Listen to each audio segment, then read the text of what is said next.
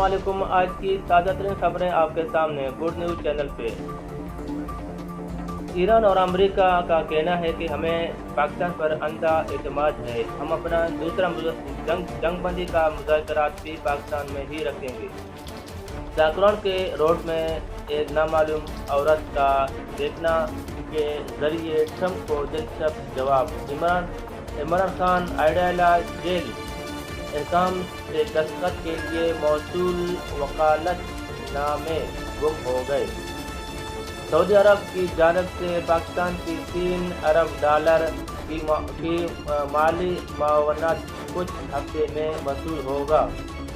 لاہور سے کراچی جانے والی بس جل کر خاک ہو گیا۔ عمرہ کی آڑ میں پاکستانی عمرہ کی آڑ میں اسمگلنگ کا نیا خوفناک واقعہ منظر عام۔ ایرانی وزیر خارجہ کا کہنا ہے ہم اسلام آباد میں فیصلے کے 1 انچ قریب تھے۔ ملک بھر میں بارشوں کا امکان تھم گیا اور ملک بھر میں خشک اور گرمی کا شدت۔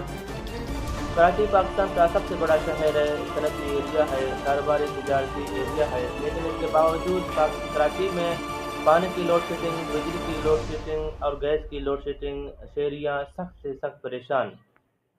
ڈسٹرکٹ ہب میں پاکستان پیپل پارٹی ترقیاتی کاموں میں سب سے آگے۔